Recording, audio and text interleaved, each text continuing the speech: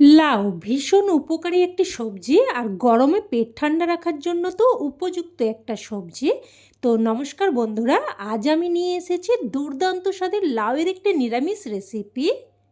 যদিও রেসিপিটি কিন্তু খুবই সাধারণ, তবে স্বাদে হয় একদম অসাধারণ, একদম তুলনাহীন। গরম গরম ভাতের সাথে খেতে দুর্দান্ত লাগে। আর এই রান্নাটা কিন্তু একদমই অল্প তেল মশলায় আর খুবই কম সময়ে তৈরিও হয়ে যায়। তো রান্নাটা তৈরি করার জন্য প্রথমেই আমি এখানে বেশ কচি দেখে একটা ছোট্ট সাইজের লাউ নিয়েছি। তারপর দেখুন লাউয়ের খোসা ভালোভাবে ছাড়িয়ে নিয়ে তারপর লাউটাকে এইরকম ছোট ছোট টুকরো করে কেটে নিচ্ছি। তো একই রকমভাবে সমস্ত লাউটাই আমি কেটে নিয়েছি। আর লাউটা কিন্তু কাটার আগে আমি বেশ ভালোভাবে ধুয়ে নিয়েছি। ধুয়ে নিয়ে কিন্তু লাউটাকে আর আমি কাটছি না, তবে আপনারা চাইলে আরেকবার ধুয়েও নিতে পারেন। তো এবার গ্যাস অন করে কড়াই বসিয়ে এখানে দিয়ে দিয়েছি ছোটো চামচের 2 চামচ মতো সর্ষের তেল। তেল হালকা গরম হয়ে আসলে ফোড়নে দিয়ে দিয়েছি অল্প একটু মেথি, অল্প একটু কালো জিরে আর অল্প একটু রাঁধুনি। আর রাঁধুনিটা কিন্তু আমার ভিডিওর মধ্যে স্কিপ হয়ে গেছে। অবশ্যই কিন্তু অল্প একটু রাঁধুনি ফোড়নে দিয়ে দেবেন। প্রায় কিন্তু 1-3 চামচ মতো করে সমস্ত ফোড়নগুলোই আমি দিয়েছি। এবার ফোড়নটাকে নাড়াচাড়া করে কয়েক সেকেন্ড ভেজে নিয়ে তারপর কেটে রাখা লাউ দিয়ে দিয়েছে। এরপর দিয়ে দিলাম স্বাদ অনুযায়ী লবণ আর সামান্য একটু হলুদ গুঁড়ো। এবার লবণ আর হলুদ গুঁড়োটা দিয়ে ভালোভাবে মিশিয়ে নিলাম। মিশিয়ে নিয়ে এবার একটা ঢাকনা দিয়ে মিডিয়াম ফ্লেমে প্রায় কিন্তু 5 থেকে 6 মিনিট অবধি রান্না করে নেব। আর এই সময় আমি একটা মশলা তৈরি করে নেব। তো একটা পাত্রের মধ্যে নিয়ে নিলাম 1/2 চামচ কালো জিরে আর 1/2 চামচ রাঁধুনি। এবার অন্যদিকের গ্যাস ওভেনে একটা তড়কা প্যান বসিয়ে কালো জিরে আর রাঁধুনিটা দিয়ে দিলাম। এবার লো ফ্লেমে অনবরত নাড়াচাড়া করে এগুলোকে বেশ ভেজে নেব। তো একটুক্ষণ নাড়াচাড়া করলেই দেখবেন মশলাগুলো এইরকম চিটপিট করে ফুটতে শুরু করবে। আর তখনই কিন্তু মশলাটাকে একটু নাড়াচাড়া করে সাথে সাথেই নামিয়ে নিতে হবে, না হলে মশলা পুড়ে ফ্লেভার নষ্ট হয়ে যেতে পারে। তো মশলাটা নামিয়ে নিলাম। এবার এটাকে দেখুন আমি গুঁড়ো করে নিয়েছি।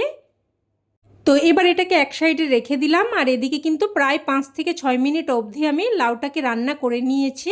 মাঝে একবার ঢাকনা খুলে নাড়াচাড়া করে দিয়েছিলাম। আর লাউটা দেখুন প্রায় 90 ভাগই কিন্তু সেদ্ধ হয়ে গেছে। আর যেহেতু একদমই কচি লাউ, সেদ্ধ হতে কিন্তু একদমই সময় লাগেনি। তো এবার এখানে আমি দিয়ে দিচ্ছি 1 চামচ মতো আদা বাটা। এবার এই আদা বাটাটা দিয়ে নাড়াচাড়া করে একটুক্ষণ রান্না করে নেব। আপনারা হয়তো লাউ অনেক রকমভাবেই রান্না করে খেয়েছেন, তবে আশা করি এই রকমভাবে কোনো দিন খাননি। তাই অনুরোধ করব একবার হলেও এইভাবে বানিয়ে দেখবেন, খেতে কিন্তু ভীষণ টেস্টি হয়। এবার আমি এখানে দিয়ে দিয়েছি 1/2 বাটি মতো দুধ। আর দুধটা কিন্তু আমি আগে থেকে গরম করে রেখেছিলাম। আর আপনারা চাইলে কিন্তু লিকুইড দুধের পরিবর্তে গুঁড়ো দুধটাও ব্যবহার করতে পারেন। সেক্ষেত্রে 1/2 বাটি গরম জলে 2 চামচ গুঁড়ো দুধ মিশিয়ে তারপর দিয়ে দেবেন। তো দুধটা দিয়ে মিশিয়ে নিয়ে এবার আবারও একটা ঢাকনা দিয়ে জাস্ট 2 থেকে 3 মিনিট মতো রান্না করে নিয়েছে। তো 2-3 মিনিট মতো রান্না করে নিয়ে এবার এখানে দিয়ে দিচ্ছি গোলমরিচের গুঁড়ো। এখানে প্রায় 9-10টার মতো গোলমরিচকে আমি গুঁড়ো করে দিয়েছি। আর আপনারা চাইলে কিন্তু কালো জিরে রাঁধুনির সাথেও 10টার মতো গোলমরিচ একসাথে ভেজে নিয়েও গুঁড়োটা করে দিতে পারেন, তবে আমি কিন্তু তখন ভুলে গিয়েছিলাম, তাই আলাদা করে গোলমরিচের গুঁড়োটা দিয়ে দিলাম। আর সাথে ভাজা মশলার গুঁড়োটাও দিয়ে দিয়েছি। আর স্বাদের ব্যালেন্সের জন্য দিয়ে দিয়েছি অল্প একটু চিনি। আর দিয়ে দিলাম 2টো চেরা কাঁচা লঙ্কা। এবার সব কিছু ভালোভাবে নাড়াচাড়া করে মিশিয়ে নিলাম। আর বন্ধুরা, এই সময় কিন্তু একটা দারুণ সুন্দর ফ্লেভার বেরিয়েছে। আপনারা যখন রান্নাটা করবেন তখন এটা ফিল করতে পারবেন। একদম পাশের বাড়ির লোক কিন্তু জিজ্ঞাসা করবে যে আপনি কি রান্না করছেন। আর এই সময় কিন্তু অবশ্যই একবার লবণ মিষ্টিটা চেক করে নেবেন। তো সব কিছু বেশ ভালোভাবে মিশিয়ে নিয়ে তারপর একটা ঢাকনা দিয়ে জাস্ট 2 মিনিট মতো রান্না করে নিয়েছি। 2 মিনিট মতো রান্না করে নিয়ে এবার গ্যাসের ফ্লেম বন্ধ করে একটা ঢাকনা দিয়ে স্ট্যান্ডিং টাইমে রেখে দিলেই রান্না কিন্তু একদম তৈরি।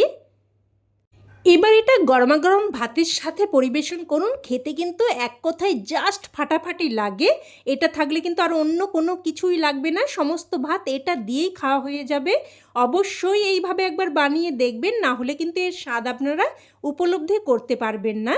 তো রেসিপি কেমন লাগলো অবশ্যই কমেন্টে জানাবেন, আর ভালো লেগে থাকলে প্লিজ একটা লাইক দিয়ে দেবেন, আর চাইলে অন্যান্যদের সাথে শেয়ারও করতে পারেন, যাতে করে এই দারুণ রেসিপিটা সকলের কাছে পৌঁছে যায়।